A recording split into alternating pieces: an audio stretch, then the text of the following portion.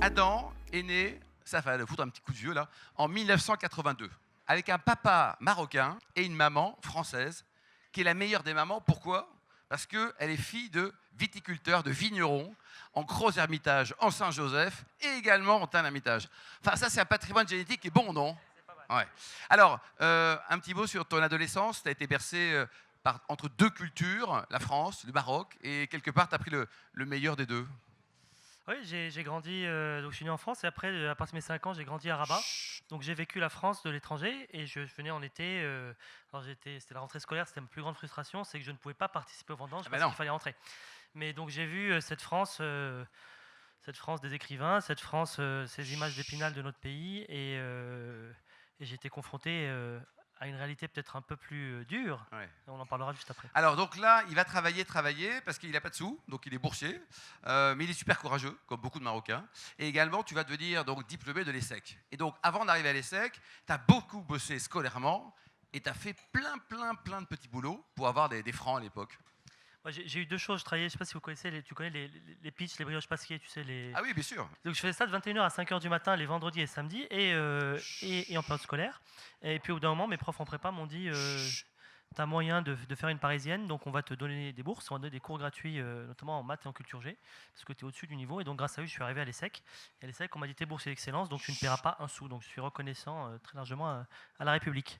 Alors ensuite, tu rentres chez BNP Paribas, tu vas vivre plein de choses sympas. Ouais, c'est bien d'applaudir des gens qui rendent hommage à la République. Quoi. Ouais. Donc tu rentres chez BNP Paribas, tu vas vivre plein d'aventures et notamment, tu vas passer 2 ans, tu as vraiment hésité entre les Seychelles, les Bahamas et Tripoli et tu as passé 2 ans en Libye. Ouais, je précise parce qu'il y a un Tripoli au Liban aussi, qui est avec la frontière syrienne. Non, c'est Tripoli en Libye. Donc, quand BNP Paribas rachète la plus grande banque libyenne, on se souvient quand Kadhafi avait planté sa tente. Mes patrons me regardent, Adam, tu es arabophone, tu as déjà fait des financements. On avait financé la Sorbonne à Abu Dhabi, le Louvre à Abu Dhabi, on avait fait le métro du Caire. On m'a dit, bah, tu vas aller en Libye. J'ai dit, oui, en voyage, d'accord. Non, tu vas y aller 2 ans. Je dirais qu'un mot sur la Libye, c'était tellement incroyable. La police politique qui est libyenne était formée par la Stasi, donc ceux qui ont regardé des films sur la Stasi, c'était exactement ça. J'étais fliqué tout le temps, à tel point qu'à un moment, pendant le ramadan, j'avais le type qui était en bas qui m'appelle sur mon téléphone, il dit bon, t'as vu que je te surveillais, c'est la rupture du jeûne, ma femme m'engueule là parce que les petits sont intenables pour le ramadan. Tu ne bouges pas, s'il te plaît. Si tu bouges, tu m'appelles à ce numéro et on sera bons copains. Boutade à part, on a quand même fait, et c'est ce que j'aimais beaucoup chez BNP Paribas, et je pense que c'est un des thèmes de la soirée, on a fait beaucoup de patriotisme économique. Donc quand la Libye nous a dit on aimerait bien avoir des avions civils, on leur a dit bah, prenez Airbus, prenez pas Boeing, prenez pas les Chinois, c'est pas fiable, prenez pas les Russes, c'est pas fiable.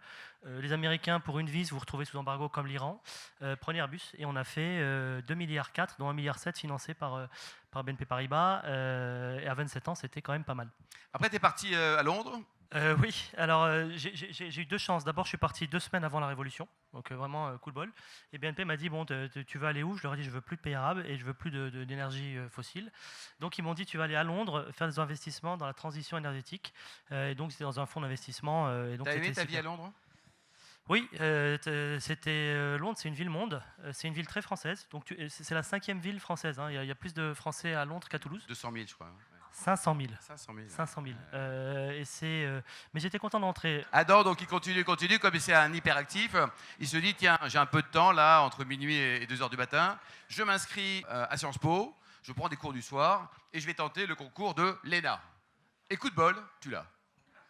Énorme coup de bol, oui. Ah mais c'est génial quand même, scolairement t'es bon hein. Ouais, j'ai beaucoup de travail, mais non, il faut aussi avoir un peu de chance quand même. Est-ce que tes parents étaient fiers d'avoir un énarque? Parce que ça se discute hein. Tu sais, je vais te dire, mon père, il est donc marocain, il a eu son doctorat en France, mais il est marocain. Donc mon père, son truc, c'est le père ne montre jamais ses émotions.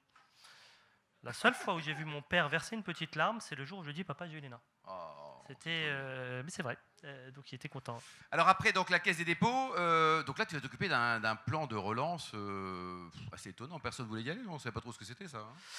Bah, assez vite à la Caisse des dépôts, donc en 2020 il y a le Covid qui arrive et puis on me dit on ne sait pas combien de temps ça va durer, on sait pas. Ce qu'on sait c'est qu'on a la Coupe du Monde de ski en 2023, la Coupe du Monde de rugby en 2023, les Jeux Olympiques en 2024, donc il faut faire un plan de relance pour le tourisme. Il faut quand même s'imaginer le truc.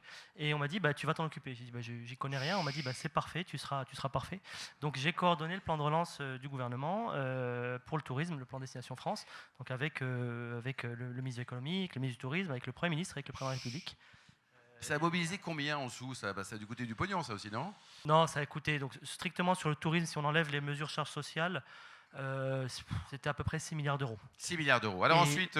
Mais avec charges sociales, parce que si tu comptes les salaires qui étaient payés, là, tu es à plusieurs dizaines de milliards. Plusieurs dizaines de milliards. Alors ensuite, le groupe avec, et puis depuis septembre 2025, tu as atteint ton nirvana professionnel en devenant directeur général d'Atout France. Un an avant, il y avait les Jeux Olympiques. On a reçu à ta place Amélie Oudéa-Castéra, qui est une fidèle du club. Qu'est-ce que ça a apporté au niveau du rayonnement mondial touristique, ces JO en France, avec le recul quand tu es arrivé un an après? Alors, c'est pas gagné. Quand j'habitais à Londres, j'ai habité à Londres pendant les JO de 2012. Et donc, avant, c'était pareil. Les Londoniens étaient hyper sceptiques, les Français aussi. Je ne sais pas si vous vous souvenez, un peu avant les JO, on avait l'histoire des puces de lit, comme quoi la France était insalubre, nos amis russes étant à la manœuvre et pas seulement. Ça a permis deux choses. D'abord, notamment la clientèle américaine. Elle revenait toujours, alors on se souvient aussi, on l'oublie un peu, mais il y a eu la Champions League ratée aussi, où on a dit que c'était les hooligans anglais qui avaient... donc c'était pas une super image. Exactement, c'était pas une super image qu'on avait, et les Jeux Olympiques sont venus tout changer, vraiment. C'était extraordinaire. Le seul regret qu'on a un petit peu, si on est un peu perfectionniste, ce qui peut m'arriver de temps en temps, c'est je pense qu'on aurait pu, et c'est facile à dire, j'étais pas là, donc mon prédécesseur, je pense qu'on aurait pu capitaliser encore davantage, non pas sur Paris qui en a bien profité, mais sur les autres destinations françaises. Qui en ont moins profité, quoi. Ouais. Qui auraient pu en profiter plus. Y compris le monsieur tout nu pendant la cérémonie d'ouverture, tout ça en bleu, en rose, ça c'était cool pour le tourisme, non? Alors écoute, c'est bien parce que maintenant chez Atout France on a des bureaux partout. J'ai eu des échanges avec mes homologues. Alors c'est très drôle. Je reviens d'Arabie Saoudite là, j'y étais jusqu'à tout à l'heure. Ça ils m'en ont parlé. Ils m'ont dit c'est très bien les JO, mais dites-moi votre gars là, tout nu là. Tout nu. Ouais. Mais ça a marqué au moins. En même temps, quand j'étais allé au Canada ou aux États-Unis ou en Scandinavie, c'était vraiment super, c'était vraiment une bonne idée. Ouais. Donc, bon, dis-moi, Atout France, ça coûte combien et ça sert à quoi quand même? Parce que c'est bien que tu sois bien payé, mais quand même. Hein. Ah non, j'ai divisé mon salaire par 4 par rapport au privé. Mais... Ah, t'as divisé par 4 ton salaire? Ouais. Alors, Atout France, on a 4 missions. On est donc... Notre première mission, c'est de promouvoir la France à l'étranger, de faire venir des touristes à l'étranger. Et c'est ça qui est la deuxième mission, c'est de gérer toute la donnée, la data sur le tourisme et de la donner aux autorités politiques et aux acteurs du tourisme. La troisième, c'est qu'on a des missions réglementaires, donc on fait les classements des hôtels. Donc ici, je ne manquerai pas en sortant de faire mon petit rapport sur la qualité des tâches. Tout est évidemment très bien sous tout rapport. Ouais. Et puis la dernière, c'est qu'on a aussi des missions d'ingénierie, c'est-à-dire qu'on aide, par exemple, pour la préparation des JO, on a travaillé avec certaines communes pour préparer sous l'angle touristique, pour les optimiser. Le tourisme, c'est génial parce que ça mêle tout. C'est un secteur hyper concurrentiel. C'est un secteur d'influence, et on le voit. Quelqu'un qui vient ici, qui est bien accueilli, c'est un copain à vie. Véridique aussi, un Chinois qui me dit moi j'ai adoré Paris, j'arrive après 14 heures de vol puisqu'on ne peut pas survoler la Russie, très très très VIP, hein, je pense qu'il dépensait à peu près 10 000 euros par semaine, et il me dit sauf que le problème à l'aéroport on m'a fait attendre, après 14 heures de vol avec deux enfants en bas âge, on m'a fait attendre 2h30 à la douane. Donc on a tous ces vidéos. C'est de l'influence, de la data, de l'investissement territorial dans tout le pays, des emplois non délocalisables, et ça on l'oublie. Et c'est aussi en fait complètement lié, je reviens à la data, toutes les infos personnelles et ce qu'on en fait, sa capitalisation. J'essaie de faire le lien avec les autres invités, dans toutes les régions. Surtout une. Surtout une, qui s'en sort très bien, qui fait des super chiffres. Bon, dis-moi, t'es sympa, tout va bien, t'as les équipes, mais par contre on s'est fait griller au niveau touristique par l'Espagne. Qu'est-ce que tu fous, Adam? Alors attends, je vais juste finir, parce que tu m'as demandé combien ça coûte. L'État nous donne, c'est très officiel, c'est obligé, l'État nous donne 22 millions de budget, et nous, avec nos partenaires privés, on arrive à 66 millions d'euros de budget. Ah, mais c'est pas mal. Donc on est financé aux 2/3 par des cotisations privées, parce qu'on travaille avec toutes les marques qui incarnent la France à l'étranger. Oui, parce qu'il y a plein de salons aussi, d'expositions, enfin, il y a du boulot, quoi. Hein. Il y a énormément de boulot. Ouais.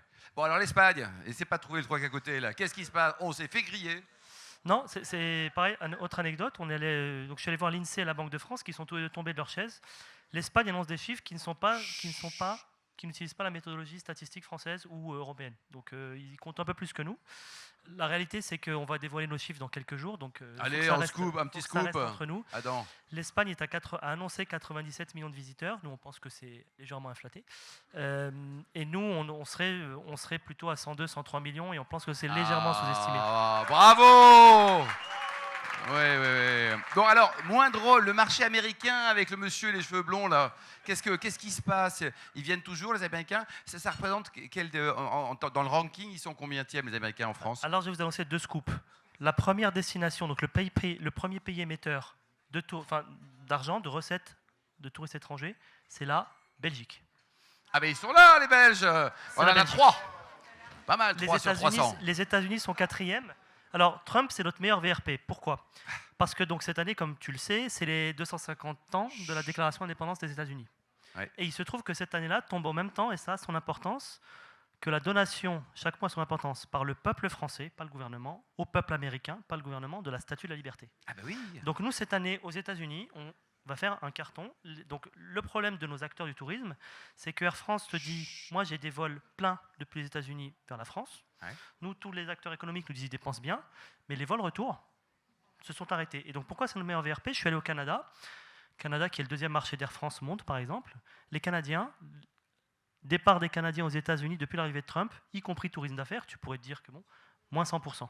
Moins 100%. Ils ne vont plus aux États-Unis, donc nous on leur dit, venez, n'allez pas en Floride, venez, venez en Martinique, venez à Guadeloupe, si vous voulez, au lieu d'aller en Floride, et venez en France. Donc non, les États-Unis, on compte sur eux, c'est un peuple ami. Alors évidemment, c'est plus compliqué de vendre la France dans des pays comme le Tennessee que sur les côtes est-ouest, mais il y a une vraie appétence. Donc, non. Et alors les grands chantiers, Guillaume le Conquérant, tout ça, qu'est-ce qui va se passer? Ben oui, alors la région Normandie va faire un super truc, c'est qu'ils ont fait en 2027 le millénium des Normands, donc les 1000 ans de la naissance de Guillaume le Conquérant. C'est grâce à ça qu'on a envoyé la tapisserie de Bayeux au British Museum, et c'est la première fois, parce qu'on peut dire cocorico, que les joyaux de la couronne sortiront des îles britanniques pour aller dans le musée de Caen. Attends, dis-moi, le plus haut métier du monde, c'est directeur général d'Atout France ou maire de Nanterre? Directeur général d'Atout France, évidemment. Donc tu t'es présenté à la mairie? Oui, j'ai été tête de liste aux élections en 2020. J'ai fait une belle campagne. C'est une mairie qui est communiste depuis 1936, depuis le Front Populaire. Ouais. Toi, t'es pas communiste, avec quelle étiquette d'ailleurs? Moi, j'étais En Marche. T'étais En Marche, d'accord. Et donc, t'as fait combien? J'ai fait 10%, ce qui était pour 3 mois de campagne, c'était pas mal. Et donc, l'objectif, c'est quoi? C'est d'être un jour maire, député, Premier ministre, président, président de la région des Pays de Loire? Ah non, il y en a qui le font très bien. Il y en a qui le font très bien. Non, si un jour tu dois reprendre un parcours politique, oui, je regarderai plutôt quelque chose de national. Mais chaque chose en son temps. On va d'abord... Ouais, tu construis d'abord. Tu n'as que 44, à quel âge? Tu as 44 ans? J'ai 43 ans, j'aurais 43 ans, non mais c'est ce jeunisme exaspérant pour les vieux. Alors, côté vin, t'es obligé d'aimer les vins de la vallée du Rhône. Enfin, t'as pas le choix, bon, tu te fais trucider par la famille. Hein. Ah bah Puis en plus, tu sais, la famille marocaine est très proche aussi du vin des Côtes-du-Rhône. Du côté de mon père, il s'est très... Donc évidemment, un Saint-Joseph, alors même c'est de l'autre côté du Rhône, un Hermitage, ça ne se refuse pas.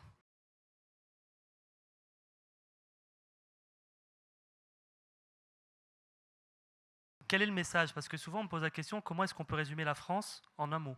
Vous avez la Suisse, leur pub, c'est le type avec son fromage sur des montagnes en ski.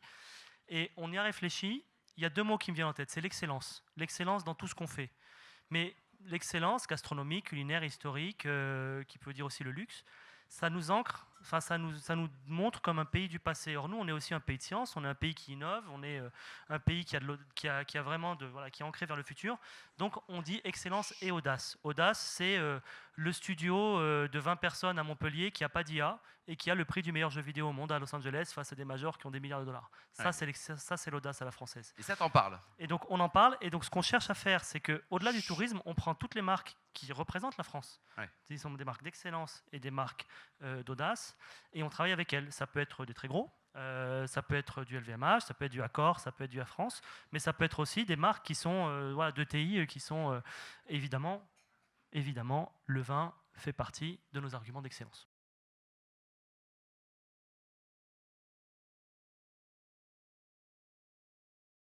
Le tourisme, contrairement à d'autres secteurs comme l'industrie, est moins centralisé. C'est-à-dire qu'il n'y a pas historiquement une administration du tourisme, elle y était, elle est repartie, elle est revenue. Il y a un ministre ou pas? Alors oui, c'est Serge Papin, mais il a les PME, l'artisanat et le pouvoir d'achat.